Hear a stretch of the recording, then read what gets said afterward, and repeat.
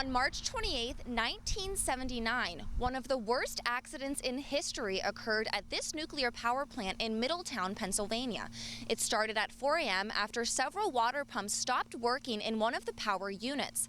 The governor at the time, Dick Thornburg, was at Penn State Harrisburg to commemorate the 35th anniversary and recount the events, including the phone call he got at 7:50 a.m. that morning. Children can come here during the day. It's good for them. It's nurturing. It's an educational environment, and parents can feel good about dropping them off because they know that they'll be in good care. Pending restrictions on bridges like this one, where you can see the crumbling cement and exposed metal rods, has officials hoping they don't go through and that roads can remain open. Okay, so during the summertime, something like this maxi dress would be ideal to wear because it is cool and comfortable, and I could wear it day and night. Exactly. This is called an empanada. It's a Colombian dish, and it's fried potato with beef inside. I'm gonna take a bite. It's really hot, but it's really good. Federal authorities searched for more than a decade for Joaquin El Chapo Guzman and finally captured him in Mexico last month. Guzman spearheaded the Sinaloa drug cartel, which had a distribution hub in Lancaster until 2007. Those drugs came here to the uncontrolled Smoketown Airport via a private plane. The harbor will be located in Lancaster County in a serene wooded area next to water, similar to Lidditz Springs Park. Obviously not in a public setting, but a place where these women can feel protected and at peace. The debate for what's been considered a hotly contested race between Representatives Gordon Denlinger and Ryan Ahmet was actually quite amicable until the tone of the campaign was questioned. Now, this is really easy to prepare. All you need is your packet of meat, 2 eggs, 2 tablespoons of water. You want to mix it up in a bowl and then pour it in a pan and cook it like you would ground beef. But that wasn't the case for Lauren Halter. Her symptoms came on fast and strong, and she was diagnosed with a medulloblastoma on her cerebellum when she was 18. ADHD is a common condition of the brain that makes it difficult to control behavior. It affects 8% of adults and 10 to 12% of children.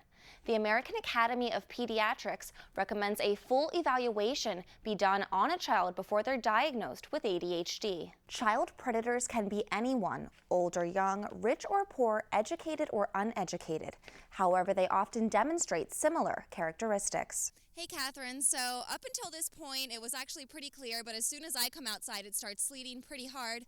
But if you can see the pavement right here, it's actually okay. It's just wet. It's not slushy or icy, which is a good thing. But regardless, PennDOT has imposed 45-mile-per-hour speed limit restrictions on routes 222, 322, 30, and 283. So if you have to drive anywhere, give yourself some extra time. But hopefully, everyone's at home for the night, and the rest of us can make it home safely this evening. The United Way should know tonight if they've broke their world record, and I'll have that full story coming up at 10 o'clock tonight. Reporting live in Lancaster for News 11, I'm Erika Blatt. The loss is roughly estimated at $1 million. There was a state police fire marshal called to investigate the cause, which has yet to be determined. Reporting in East Cocalico Township for News 11, I'm Erika Blatt. Around 2 o'clock in the morning on Thursday, April 10th, 3 suspects cleared a lot of merchandise and cash from the A+ Sunoco on West Main Street in Ephrata, and one of those suspects was an on-duty clerk. We're actually here with a very special guest. This is Allison Stoltzfus, and she is the 2013 Mannheim Farm Show Queen. She was crowned on Monday night, and you go to Mannheim Central. You're a senior, right? Okay. First of all, congratulations. Thank you. And can you tell us about the competition? 3-year-old Airalise and 4-year-old John Ohorio were kidnapped at gunpoint last night around 7:30 from a home on Almanac Avenue in Lancaster City. State police found the children safe around 8 o'clock this morning in the Philadelphia area. They say that the Amber Alert played a major role in their recovery. The information apparently was pretty good that maybe they were headed to Philadelphia, and at that point, that's when the trooper spotted them, probably not too long after that information was getting out there.